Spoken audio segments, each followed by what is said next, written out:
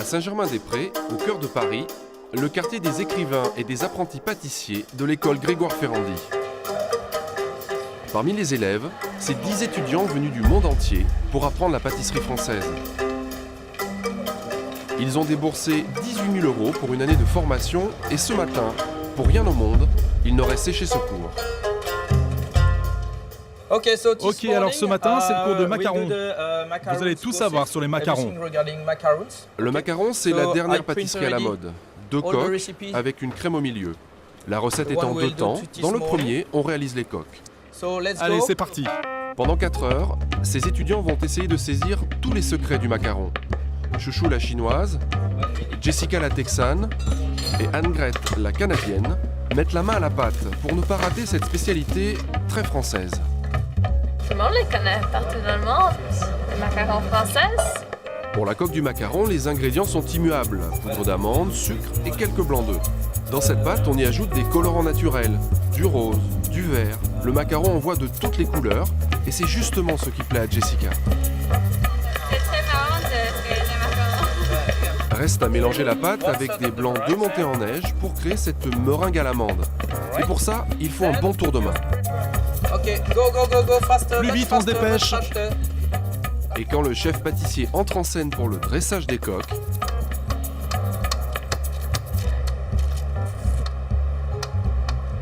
le macaron pour tous ces étudiants devient un véritable spectacle. Voilà, maintenant, comme vous pouvez le voir, ils ne sont pas assez ronds. Alors, qu'est-ce qu'il faut faire? Vous le posez comme ça et vous tassez. Ce tour de main, ils ont fait des milliers de kilomètres pour l'apprendre. Et voilà, les coques sont rondes. Les étrangers qui viennent se former, ils veulent tous voir le macaron. Tous. Et tous les cours sont pleins. Aujourd'hui, on arrive même à une demande excessive. On refuse des gens dans les formations. Parce que là, c'est vraiment une explosion totale. Ok. On enfourne ensuite les macarons 14 minutes à 140 degrés, le temps d'obtenir des coques bien luisantes. Reste maintenant à réaliser la deuxième étape, la garniture. Crème au beurre, confiture ou ganache au chocolat, les étudiants comme Chouchou imaginent le macaron qui pourrait les rendre célèbres dans leur pays. Moi, j'aimerais bien mélanger le parfum de fleurs avec le fruit ou le chocolat. Ouais. Ok, just have a look Venez voir here. par là. Ok. Ils ont changé de couleur. Ils sont cuits. Ça s'est bien passé aujourd'hui.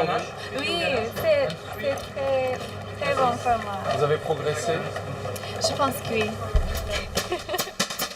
Le macaron n'a pas toujours eu cette forme ni ces couleurs. C'est d'abord un biscuit méditerranéen, toujours à base d'amandes et souvent sec. À Saint-Jean-de-Luz, ils n'ont qu'une coque, comme sa variante du Poitou. Au Pays Basque, en Lorraine ou dans le Bordelais, il a conservé son aspect traditionnel. Mais celui qui triomphe aujourd'hui, c'est le macaron parisien. En 15 ans, il est devenu le numéro 1 de la pâtisserie française. Plus de 50 millions de ces macarons sont vendus chaque année en magasin. Le monde entier nous l'envie et il s'exporte de plus en plus.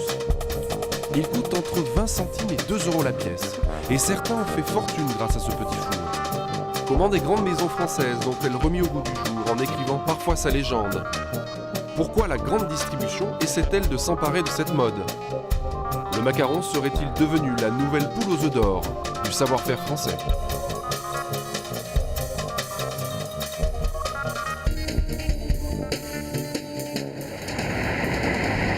Le succès du macaron a commencé ici, dans les beaux quartiers parisiens, dans cette enseigne.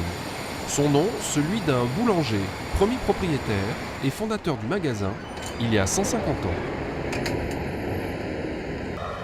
La bourgeoisie parisienne venait y prendre le goûter et découvrir les premiers plaisirs sucrés.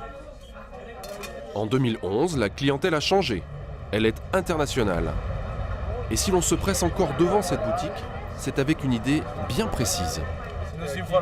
Au Brésil, on nous a dit qu'il fallait venir ici pour manger des macarons. Ici, tout respire la tradition française du Second Empire. Mobilier Napoléon III, peinture au ton pastel, même la carte des macarons tout en dorure s'habille aux couleurs de l'époque. Tout est fait pour associer le macaron à cette très vieille histoire. Pourtant, le macaron n'est pas un gâteau aussi ancien qu'on croit. Sa notoriété, il la doit à cet homme, David Holder. C'est lui qui a fabriqué la légende du macaron. Bien, ça va très bien. Une idée qui lui est venue il y a seulement 18 ans. À l'époque, David Holder n'est pas encore le patron, mais seulement un client. Avec ses parents, il a l'habitude de venir déguster toutes sortes de pâtisseries. Tout a commencé alors? Voilà, ça c'est notre table. Donc là, c'est la table dans laquelle, entre 85 et 93, on a vécu tous les samedis midi. On était là, il y avait mes parents, mes frères et sœurs qui étaient là quand ils étaient sur Paris. Quand on était en petit comité, quand on était que tous les trois, on prenait là avec la banquette. Donc là, c'est vraiment l'endroit où tout a commencé, où on a découvert cette maison, on a appris à aimer cette maison. David aime tellement cette maison qu'il va l'acheter, grâce à son père. Boulanger de père en fils chez les Holder, on n'est pas n'importe qui. En 1953, Julien et Suzanne, les grands-parents, font prospérer leur boutique, la boulangerie Paul. Leur fils Francis va en faire une marque. Un empire qui compte aujourd'hui 458 boutiques dans le monde. Une entreprise prospère qui permet aux Holder de s'offrir ce salon de thé. À l'époque, le macaron n'est qu'un dessert parmi d'autres, mais David Holder a une intuition. Il sent que ce gâteau a un potentiel et que son succès peut aller bien au-delà. Ce macaron qu'on appelle macaron La Durée aujourd'hui, qui a été repris un peu partout dans le monde, était à l'époque où moi j'ai repris la maison La Durée, un produit qui était assez peu connu, si ce n'est effectivement pour les gens qui connaissaient La Durée, et il y avait 4 parfums. Donc il y a aujourd'hui effectivement, on va dire entre 12 et 16 parfums avec des créations et des renouvellements permanents. Donc aujourd'hui il y a une collection de macarons qui est très vaste et qui est sans limite. Voilà l'idée qui va tout changer. On peut décliner le macaron en une infinité de couleurs et de parfums. De 4 saveurs au départ, il va passer à une 50aine en quelques années. Des goûts classiques, chocolat ou vanille, aux plus exotiques, fleurs d'oranger ou melon. En quelques mois, il va considérablement élargir la gamme de ses produits. Mais il va avoir une autre idée. S'il veut jouer à fond la carte de la légende, il lui faut une boutique qui raconte une histoire. Et une adresse prestigieuse, la plus visible possible. Très clairement, la plus belle avenue à Paris, c'est les Champs-Élysées, c'est une des plus belles avenues du monde. Et pour arriver à créer un vaisseau amiral sur le monde, les Champs-Élysées, ça paraissait naturel. À l'époque, tout le monde le prend pour un fou. Pour 8 millions d'euros, il va créer de toutes pièces un magasin qui semble dater du Second Empire. Une copie en plus grand de la rue Royale. Voilà, ça c'est la Villa Durée. Donc ici, on a tout créé. C'est-à-dire qu'ici, vous aviez une agence de voyage et on a imaginé un lieu qui serait La Durée. Rien ne manque, ni statue, ni moulure. Sa nouvelle boutique est parfaitement marketée pour asseoir la légende. Le gâteau dont il a recréé l'histoire attire aujourd'hui dans ce magasin 700 000 clients par an. Pour les vendre, il faut des goûter. Vous avez vu là, vous avez vu ce qu'on vend. Vous avez vu, il y a beaucoup de produits. Le macaron, ce seul produit macaron représente plus des 2/3 du chiffre d'affaires qui est fait ici. À ce rythme, David Holder fait 40 fois plus de chiffre d'affaires qu'au départ. Ce macaron, vendu 1,65 € pièce, est pour David Holder la pâtisserie la plus rentable qui soit. C'est le macaron qui est non seulement le produit emblématique, mais qui est évidemment le produit sur lequel il y a la plus belle valeur ajoutée, c'est évident. Alors est-ce qu'on peut savoir la marge que vous faites? Ça restera secret La Durée. D'après nos informations, fabriquer un de ces macarons revient à 35 centimes d'euros, 4 fois moins que le prix de vente en boutique. Si ce gâteau est si rentable pour David Holder, c'est parce qu'il a réussi à le produire à grande échelle. À 20 km de Paris, dans une zone industrielle, le laboratoire. Ici, la production du gâteau est organisée comme dans une usine. Tout est rationalisé. La matière première, tout d'abord. Les amandes viennent de Californie. On ne casse plus les œufs sur place. Les blancs arrivent en bidon de 5 litres. Ensuite, chacun a sa tâche. 2 équipes de 45 personnes se relaient pour effectuer le mélange. Tous nos produits sont faits à la main. Il y a juste le dressage des coques qui est fait par une machine, bien sûr, pour avoir la régularité du produit. Ce qui permet d'être encore plus productif, c'est cette machine. Elle moule les coques des macarons. Et chaque jour, 50 000 sortent de là, un par seconde. Après une nuit passée au frais, les macarons produits ce jour seront vendus le lendemain dans les 3 pâtisseries parisiennes. Parfois même, ils sont surgelés pour répondre à une grosse demande. Voilà le secret de la fabrication de masse. Reste une chose pour continuer à vendre toujours plus de macarons, créer de la nouveauté. Retour à Paris, dans le quartier latin. Une réunion stratégique va commencer au dernier étage de cet immeuble cossu. David Holder va tester un nouveau parfum. Allez, on est parti. Avec sa directrice de communication et son directeur général, celui qu'ils attendent tous, c'est le chef pâtissier et ses dernières créations. Ensemble, ils vont goûter un nouveau macaron au melon. La première impression est plutôt bonne. Merci. Alors on est frais plein la bouche. Ah oui, voilà. La couleur est belle. C'est très frais. C'est vrai qu'on pourrait jouer un tout petit peu plus sur la couleur. Pour que ça soit pas le macaron terne, mais plutôt qu'il soit plus brillant. Ouais, plus brillant. Donc ça, c'est un beau macaron d'été. Donc on le démarre en France. Et très naturellement, il va partir tout de suite dans l'ensemble de nos filiales et chez nos partenaires franchisés pour l'été. Et on le reverra, on le retrouvera Non, plus jamais. fini. On n'aura plus jamais de macaron au melon chez la Non. Peut-être dans 50 ans. On sortira nos fiches. Créer des collections limitées, une méthode marketing empruntée à l'univers de la mode. Et comme pour un produit de luxe, l'emballage est très étudié. Des boîtes. En principe, c'est plutôt des boîtes dérivées pour la parfumerie, les jolis parfums et les choses comme ça. Il faut savoir qu'on dépense beaucoup dans nos boîtes. Hein.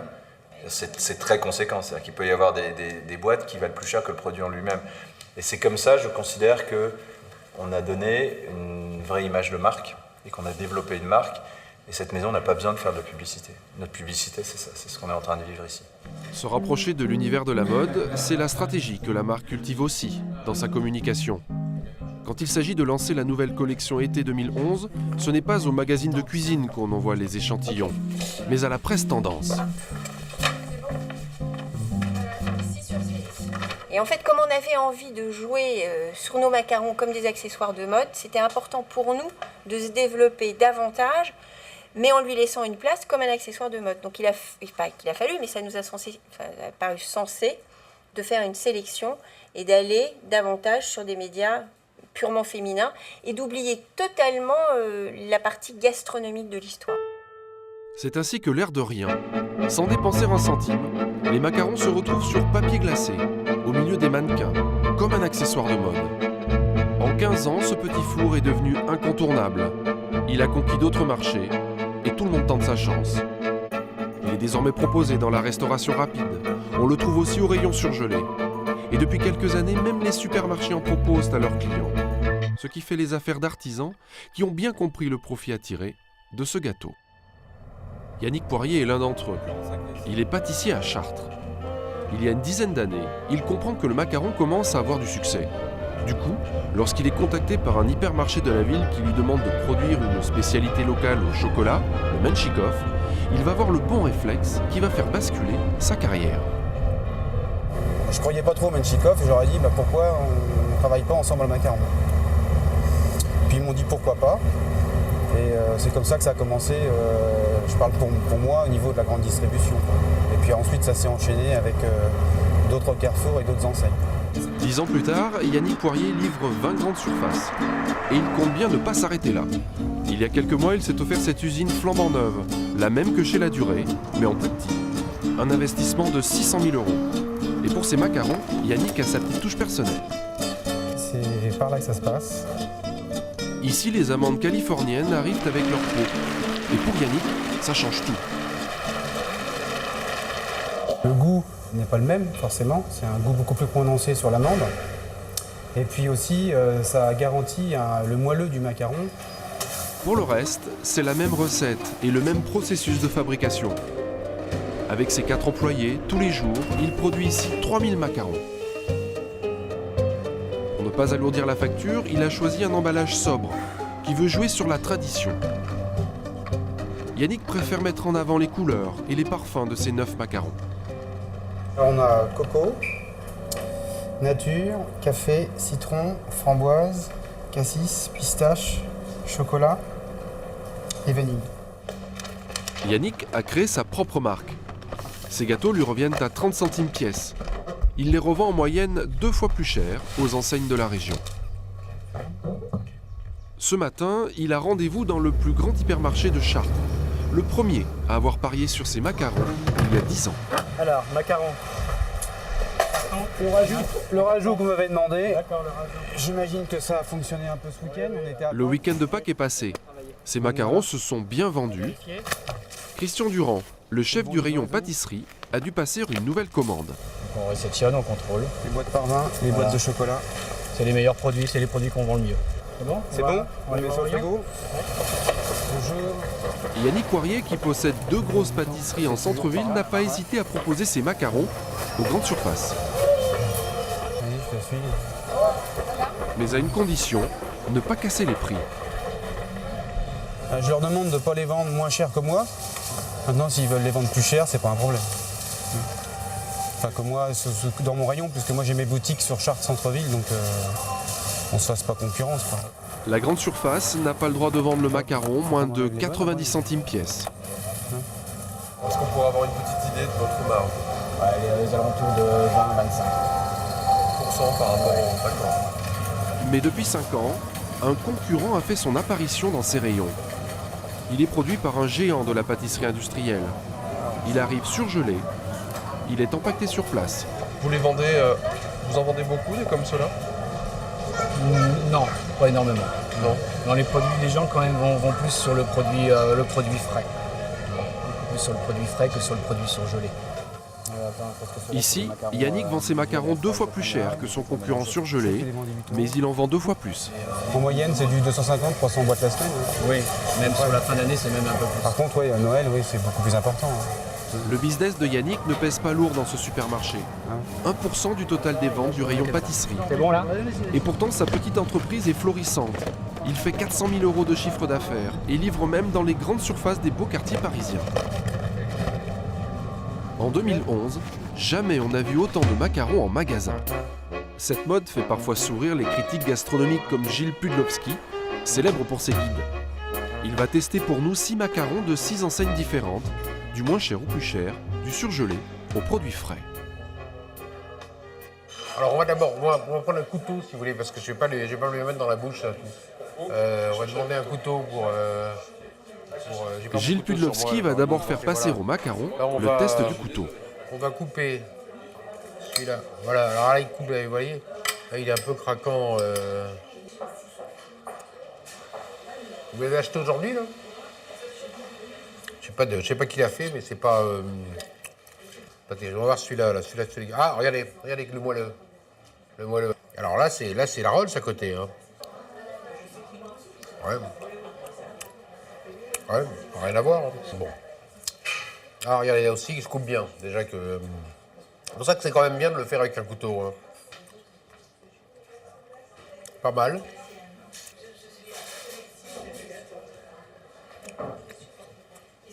Un peu sucré, peut-être.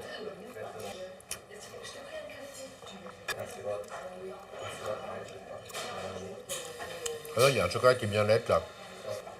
Comme tout le monde en 15 ans, Gilles Pudlowski a vu pousser toutes sortes de macarons. Tout le monde aime le macaron, c'est un truc... qui est-ce qui n'aime pas le macaron? C'est vraiment ce que c'est passe-partout, voilà. Passe-partout. Ça fait plaisir à tous, c'est un peu la facilité. Sa mode et son histoire va continuer, perdurer alors. Bien sûr, vous voulez faire un cadeau à quelqu'un, vous savez pas quoi amener, vous amenez une boîte de macaron, ils sont contents. Mais place au verdict. Bon dernier pour ce critique, le macaron d'une grande marque de produits surgelés. Et voici le podium. On va dire numéro 1, numéro 2 et numéro 3. Si les 4 autres macarons se tiennent dans un mouchoir de poche, la première place revient au macaron le plus cher du marché, celui de Pierre Hermé. Un créneau du gâteau de luxe sur lequel le pâtissier a tout misé. Ces boutiques ressemblent à des galeries d'art. Sur une trentaine de mètres carrés, le macaron n'est pas un produit comme les autres. Les goûts et les couleurs sont audacieux. Chocolat passion, vanille, huile d'olive, menthe, petit pois, réglisse, violette. Pour s'offrir ce petit plaisir d'à peine 30 grammes, il faut débourser 1,95 €. C'est le macaron le plus cher du marché.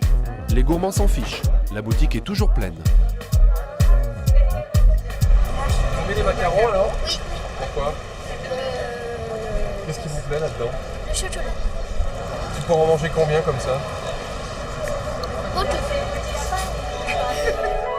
Loin de l'agitation de ces boutiques, nous retrouvons l'inventeur de ces macarons. Formé chez Le Nôtre, pâtissier chez Fauchon, star chez Ladurée, après avoir mis son talent au service de David Holder, il a décidé en 1997 de monter sa propre affaire. Désormais, l'image qu'il veut donner de lui, c'est celle d'un créateur qui commence toujours par dessiner ses gâteaux. Je construis dans ma tête le scénario du goût et ensuite je l'écris, je le dessine. Là, je suis en train de dessiner un macaron que j'ai en tête depuis un petit moment et dont je vais faire tester le goût et l'association de goût, mais je suis sûr que ça fonctionne. C'est toujours comme ça que vous procédez. C'est important de dessiner parce qu'il y a des éléments qui viennent se rajouter sur la coque du macaron, notamment des morceaux de noix de coco. Une fois dessiné, place à la confection du macaron. Bonjour, Mickaël. C'est à son chef pâtissier que Pierre Hermé confie la réalisation de ses esquisses. Il y a un macaron rose, vanille et clou de girofle. Et là, on fait une coque rose et une coque vanille. Donc le biscuit avec les grains de vanille dans le biscuit. C'est pas très compliqué. Il faudra faire un essai juste pour voir les proportions entre la crème à la rose et la crème. À l'étage au-dessus, le laboratoire où Mickaël va interpréter les partitions du maître et parmi elles, ce macaron hors norme. On est à 20 cm de diamètre, ce qui va nous donner un macaron final pour 6-8 personnes. On peut faire beaucoup plus géant. La coque du macaron est saupoudrée d'or alimentaire. Le cœur est une compote de haricots japonais, la ganache est au thé vert, un macaron inédit. Ce gâteau passera plusieurs heures au réfrigérateur, le temps pour la ganache de bien imbiber de son parfum les 2 coques du macaron. Et pour savoir si ce macaron géant rejoindra les étals des pâtisseries à l'automne prochain, reste la dernière étape, indispensable, la dégustation.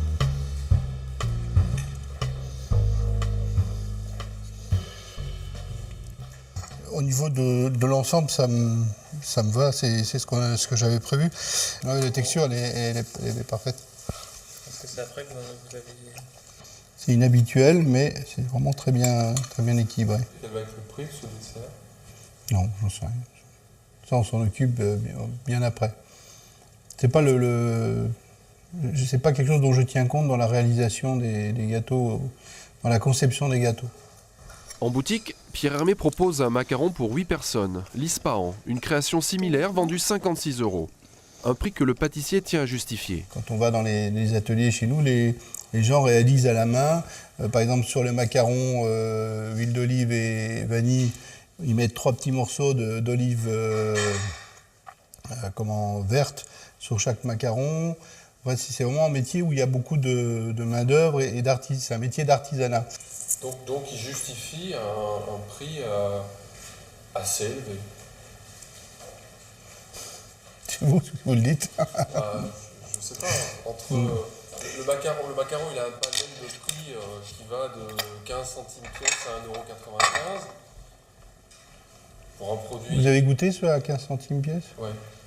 D'accord. Bon. Malgré ses 15 millions d'euros de chiffre d'affaires annuel, Pierre Hermé préfère ne pas trop parler d'argent. C'est comme si on posait, la question à Karl Lagerfeld, pourquoi si les robes Chanel sont chères, c'est...